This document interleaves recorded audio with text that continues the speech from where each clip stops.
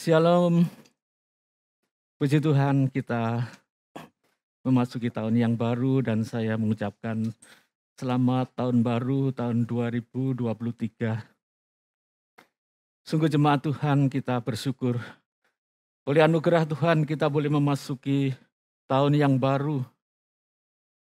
Dan kita bersyukur kita memiliki Tuhan Yesus yang tidak pernah berubah.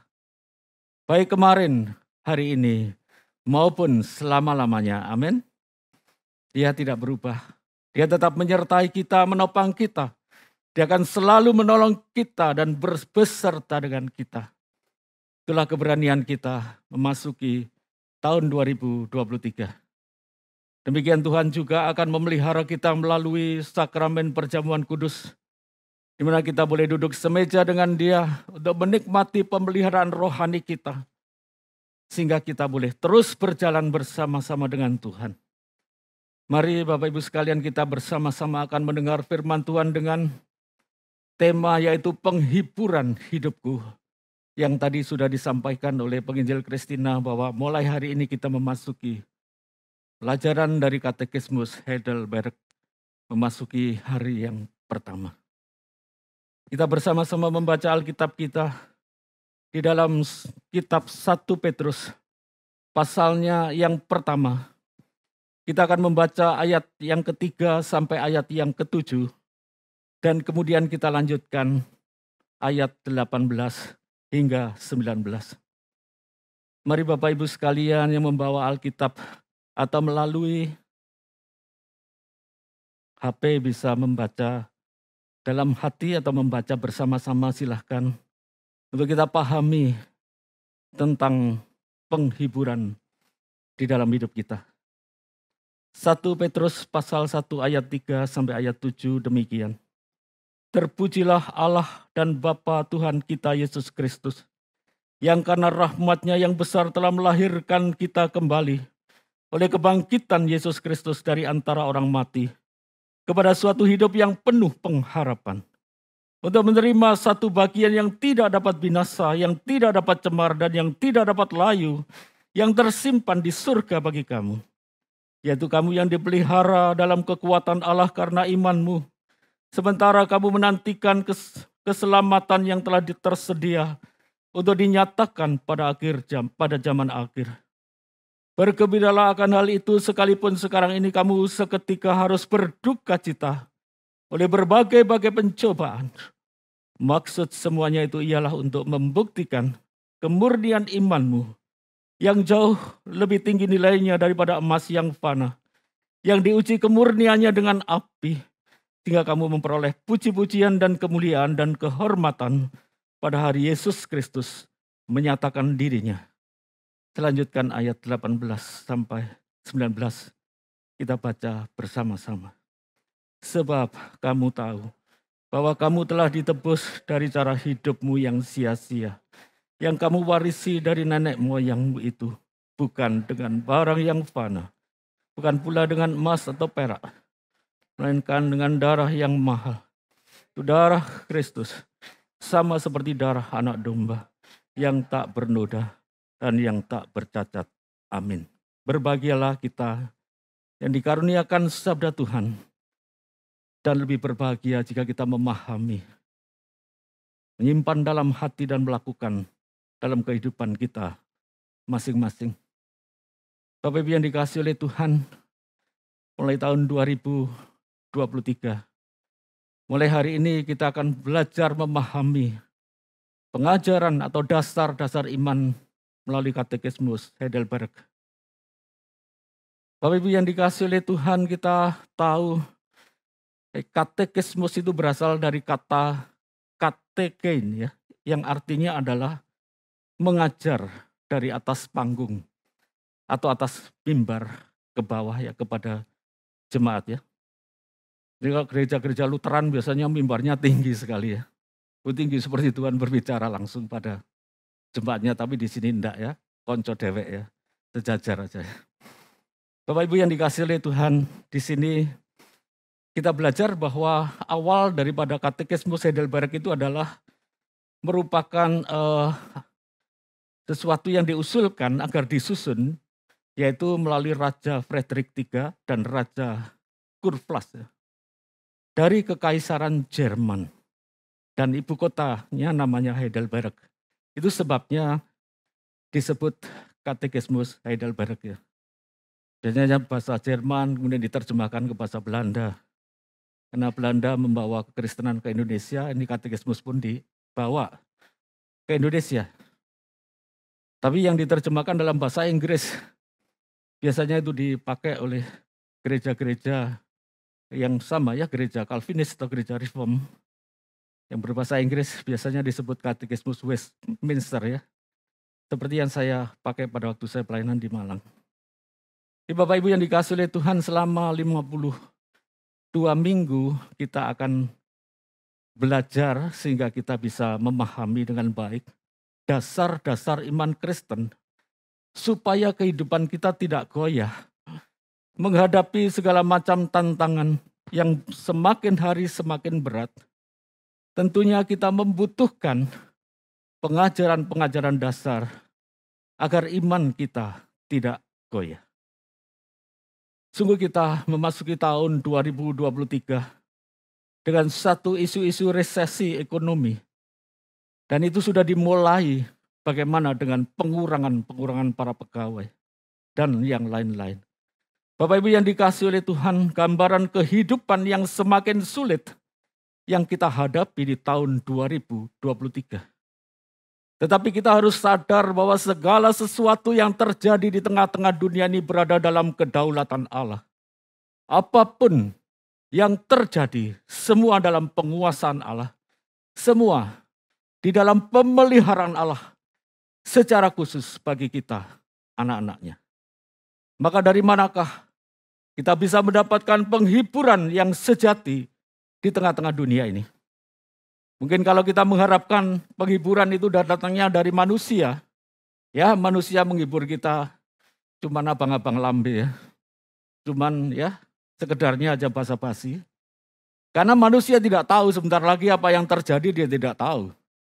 Tetapi penghiburan ilahi adalah penghiburan sepanjang masa.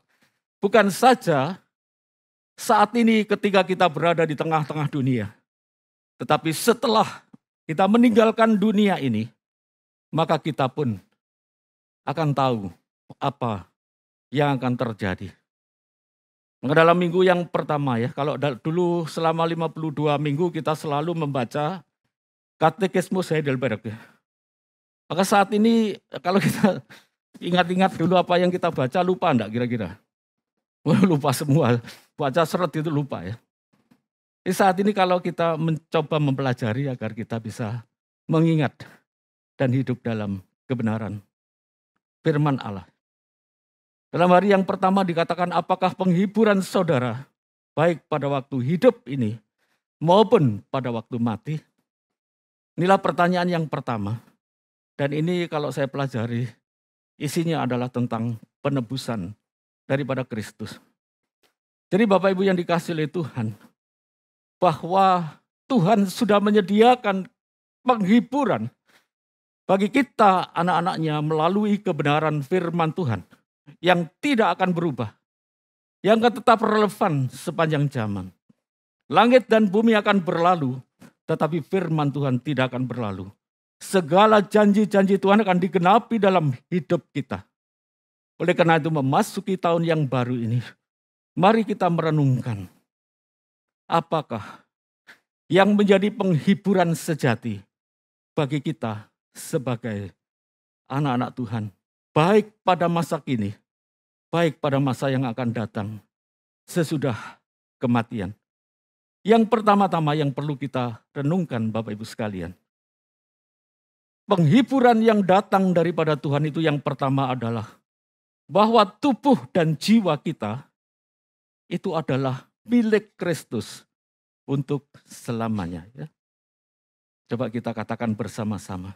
Tubuh dan jiwa saya adalah milik Kristus untuk selamanya. Ya, mari 1, 2, 3. Tubuh dan jiwa saya adalah milik Kristus untuk selamanya. Jadi bukan saat ini saja, tapi untuk selama-lamanya.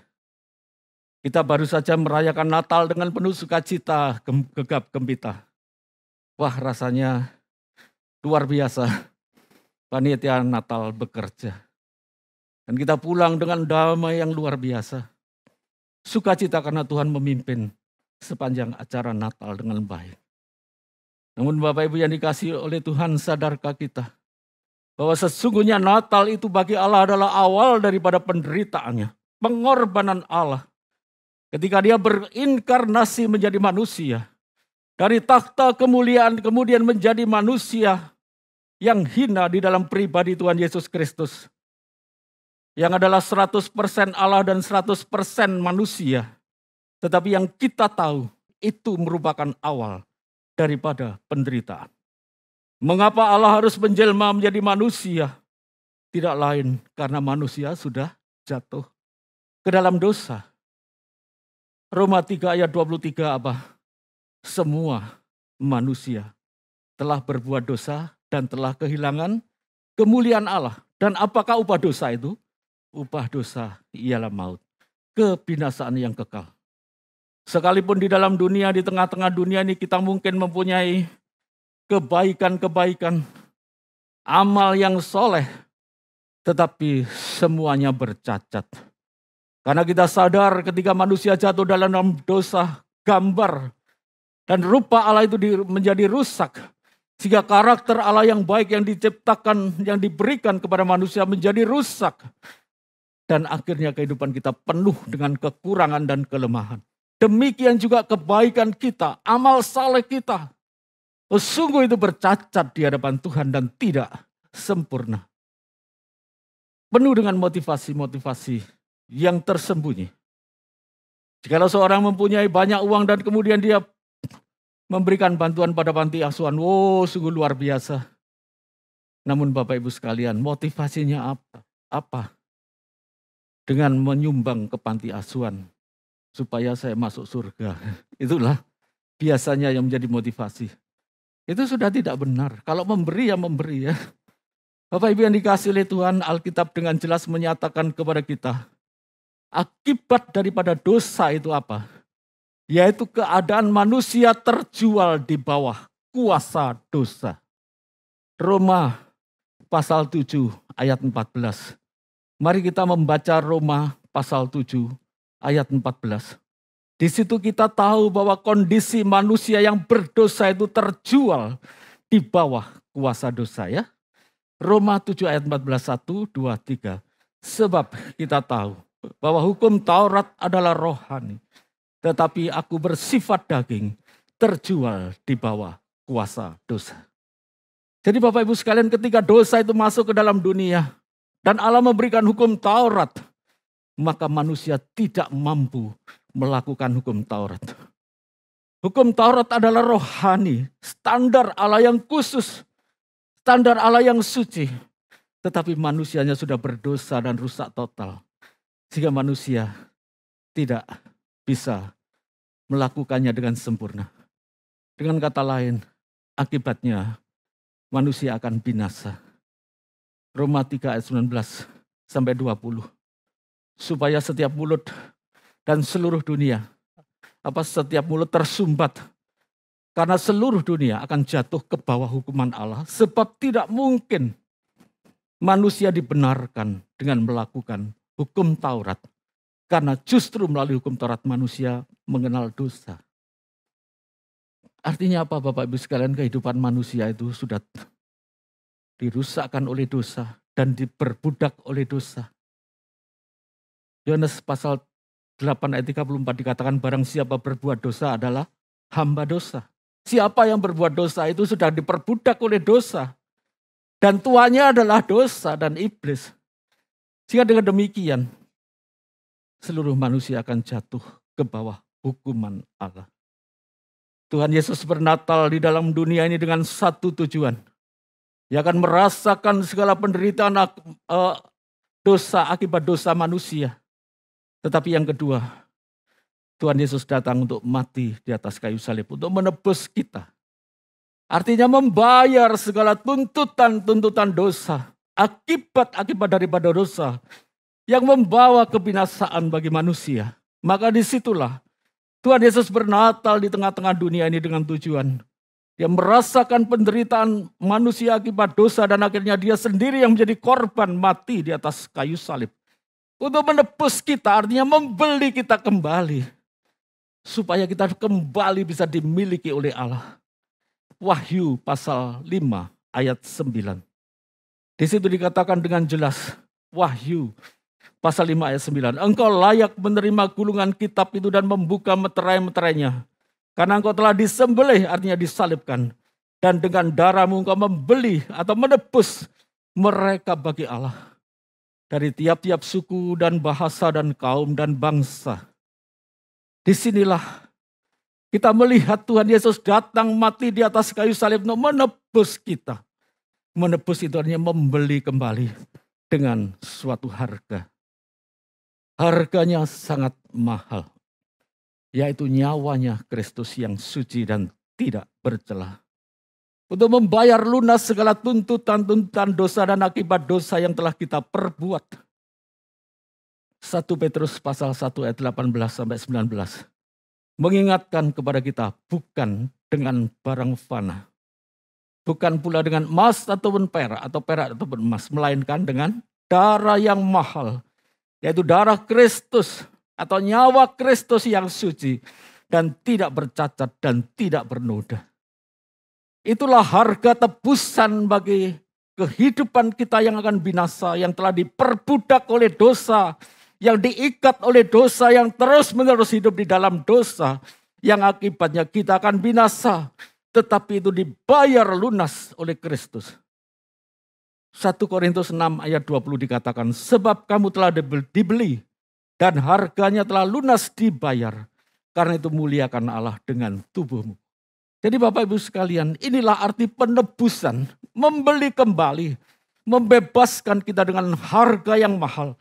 Darah Kristus yang suci dan tidak bernoda. Itulah sebabnya di atas kayu salib Tuhan Yesus berkata, telastai, artinya sudah selesai. Yohanes 19 ayat 30. Sudah selesai, artinya sudah lunas, wis rampung. Segala tuntutan dosa yang membawa kepada kita kebinasaan yang kekal telah dibayar oleh Kristus. Agar tuntutan itu diterima oleh Kristus sebagai hukuman dan kita pun dibebaskan, dimerdekakan. Agar hidup kita tidak lagi dikuasai oleh dosa dan diperbudak oleh dosa. Karena kita dimerdekakan oleh Kristus melalui harga yang mahal, yaitu nyawanya sendiri. Kita tidak mungkin bisa melunaskan hutang dosa kita yang begitu besar. Hanya Kristus yang bisa melakukannya bagi kita. Itu sebabnya dia bernatal di tengah-tengah dunia ini. Dalam satu kisah ada seorang tentara. Dia memiliki satu hutang yang begitu banyak dan tidak mungkin melunasinya.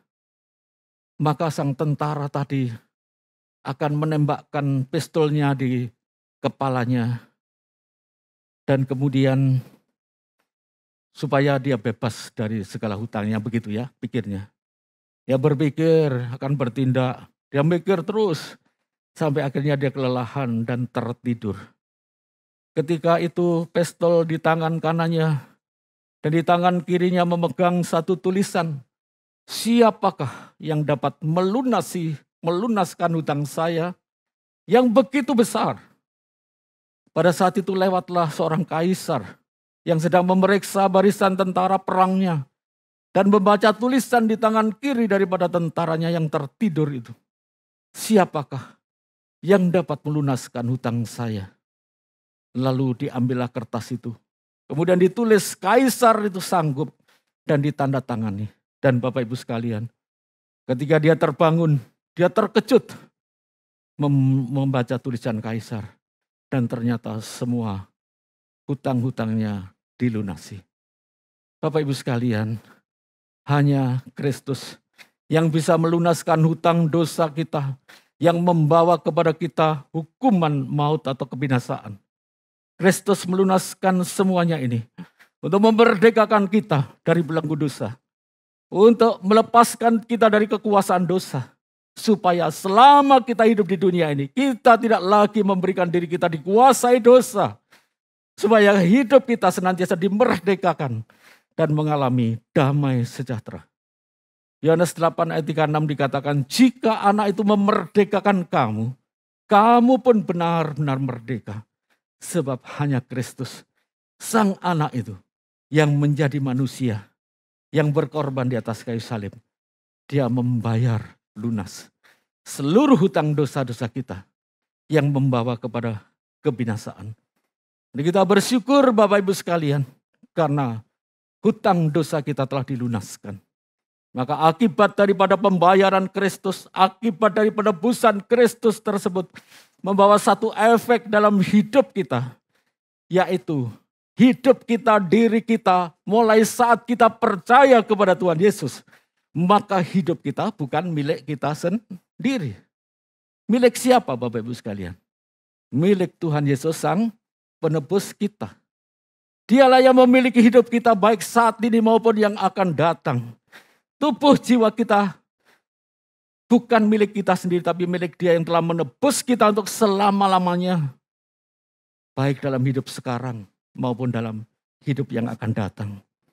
Itulah yang luar biasa Bapak Ibu sekalian. Kita ditebus sehingga hidup kita sekarang bukan milik kita sendiri. Milik daripada Kristus untuk selamanya. Tetapi kita juga bersyukur bukan hanya dari kuasa dosa, dari tuntutan dosa itu kita dibebaskan. Tetapi kita juga dilepaskan dari belenggu iblis. 1 Yohanes 3 ayat 8-9. Dikatakan demikian, barang siapa tetap berbuat dosa, berasal daripada iblis, sebab iblis berbuat dosa dari mulanya. Untuk itulah anak Allah menyatakan dirinya supaya ia membinasakan perbuatan-perbuatan iblis. Jadi Bapak Ibu sekalian di sini kita juga dibebaskan dari belenggu iblis. Barang siapa berbuat dosa berasal dari iblis, sebab iblis berbuat dosa dari mulanya. Tetapi di sini, untuk inilah Anak Allah telah menyatakan dirinya. Tuhan Yesus datang, mati di atas kayu salib. Dan ketika dia mati di atas kayu salib, kuasa iblis sudah dikalahkan. Kuasa iblis sudah dipatahkan. Sang ular tua dalam Kejadian 3:15 sudah dihancurkan. Oleh karena itu kepalanya sudah dihancurkan. Jadi Bapak Ibu yang dikasihi oleh Tuhan, jangan lagi kita menyerahkan diri kita baik kepada dosa maupun kepada iblis ya. Jadi kalau dagangannya sepi itu jangan sampai cari orang-orang pintar lagi Bapak Ibu sekalian ya. Nanti kita jadi orang bodoh karena selalu cari orang pintar ya. Bapak Ibu yang dikasihi oleh Tuhan, jangan lagi nyari-nyari perdukunan dan sebagainya. Gunung Kawi dan sebagainya. Kita jangan mau lagi dibelenggu oleh kuasa iblis. Karena iblis sudah kalahkan oleh Tuhan Yesus. Melalui kematiannya di atas kayu salib. Allah sanggup memberkati kita. Amin. Kalau untuk keselamatan kita harus berikan, korbankan nyawanya. Apalagi dalam hidup kita sehari-hari. Ketika kita mau hidup sebagai anak-anak Tuhan yang taat, yang cinta kepada Tuhan, yang menuruti akan firman-Nya, maka hidup kita akan diberkati oleh Tuhan. Oleh sebab itu Bapak Ibu sekalian, bersyukurlah. Tiap orang yang sudah dilahirkan baru, maka dikatakan dia tidak berbuat dosa lagi, maksudnya tidak senang berbuat dosa. Karena apa? Tubuh dan jiwa kita sudah menjadi milik Kristus. Jika kita menyerahkan hidup kita kepada Kristus, dan kita tidak lagi hidup dikuasai dosa maupun iblis. Yang kedua dan yang terakhir Bapak Ibu sekalian, ada pemeliharaan Allah di sepanjang hidup kita. Jadi kita tidak perlu takut, ada pemeliharaan Allah sepanjang hidup kita. Melalui surat 1 Petrus yang kita baca, yaitu melalui karya salib yang sudah menebus dan membebaskan kita dari belenggu dosa dan belenggu iblis, memberikan apa kepada kita? Yaitu satu hidup yang penuh dengan pengharapan. Pengharapan apa Bapak Ibu sekalian? Yaitu untuk menerima satu bagian yang tidak dapat binasa, yang tidak dapat cemar, yang tidak dapat layu, yang tersimpan di surga bagi kita. Ada berkat yang besar. Melalui iman percaya kepada Tuhan Yesus, kita akan mendapatkan suatu bagian di dalam kerajaan surga yang tidak akan cemar, tidak akan layu, tidak akan binasa. Itu disimpankan oleh Tuhan bagi kita di dalam kerajaan surga. Maka dalam perjalanan kita menuju kepada pengharapan yang pasti, ayat yang kelima, kita dipelihara oleh kekuatan Allah. Kita dipelihara oleh kuasa Allah. Artinya apa Bapak Ibu sekalian? Ada pendampingan Allah, ada pertolongan Allah. Pengharapan kita yang sekarang di dunia ini kepada Kristus nanti akan menjadi kenyataan. Lalu bagaimana sikap kita? Enak sekali jadi orang Kristen ya. Sekarang diselamatkan, ditebus, nanti tinggal masuk surga. Bukan itu Bapak Ibu sekalian. Bukan itu. Kok terima matangnya lah, kok enak gitu ya. Terus terima matangnya ya. Bukan itu Bapak Ibu sekalian. Sebab di tengah-tengah dunia ini, iman percaya kita dalam menuju kepada pengharapan di surga, kita akan mengalami proses yang namanya pemurnian iman atau pendewasaan iman itu menuju kepada kesempurnaan. Sebab di surga ini tidak ada dosa lagi. Disinilah hidup kita digarap. Disinilah hidup kita dikerjakan oleh Tuhan. Hidup kita diproses oleh Tuhan menuju kedewasaan iman. Jadi iman sesuatu yang dinamis yang tidak boleh berhenti. Kalau berhenti itu namanya undur iman. Jadi iman kita diproses terus ke arah kedewasaan. 1 Petrus 1 ayat 6 sampai ke 7 dikatakan, bergembiralah akan hal itu ya. Sekalipun sekarang ini kamu berduka oleh berbagai-bagai pencobaan. Maksud semuanya itu adalah untuk membuktikan kemurnian imanmu yang jauh lebih tinggi nilainya dari emas yang fana. Yang diuji kemurniannya dengan api. Jadi iman kita seperti emas yang harus diuji dengan api. Kalau emas saja dibakar dengan api supaya murni 24 karat. Demikianlah hidup kita dimurnikan oleh Tuhan. Dan caranya hanya satu, melalui banyak penderitaan, pencobaan dan ujian. Maka iman kita nanti akan nampak murni 24 karat ya. Jangan cuma 1 karat. Sebentar lagi sekarat saudara. Maka kita harus benar-benar menjadi anak-anak Tuhan. Dimurnikan sampai 24 karat. Itu sebabnya bergembiralah kamu walaupun seketika kamu harus berduka cita di dunia ini oleh berbagai-bagai pencobaan. Kata seketika ini bukan berarti 1-2 minggu atau 1-2 bulan atau 1-2 tahun. Bukan. Hampir sepanjang hidup kita di dunia ini. Hidup kita yang sementara di dunia ini. Akan terus dimurnikan oleh Tuhan. Yaitu apa Bapak Ibu sekalian. Kita tahu seketika ini ya. Kalau dibandingkan dengan kekekalan tidak ada artinya ya. Karena seketika hidup kita di dunia 70 tahun, 80 tahun, 90 tahun dibandingkan dengan kekekalan tidak ada artinya. Itu sebabnya seketika di dunia kita diuji oleh Tuhan, didewasakan iman kita. Berbagai pencobaan misalnya sakit, penyakit. Tuhan izinkan terjadi dalam hidup kita. Kesukaran ekonomi, perasaan atau tubuh kita yang disakiti oleh orang di sekitar kita tanpa salah. Penganiayaan, serangan-serangan iblis yang terus menerus ya. Iblis tidak nyerangnya satu demi satu, enggak ya. Dia licik saudara. Iblis menyerangnya brul gitu ya. Jika kita kewalahan. Tetapi jangan takut. Ayat 5. Kita dipelihara oleh kekuatan Allah. Pemeliharaan Allah selalu ada pada kita. Sekalipun pencobaan iblis diizinkan oleh Tuhan. Melalui penderitaan.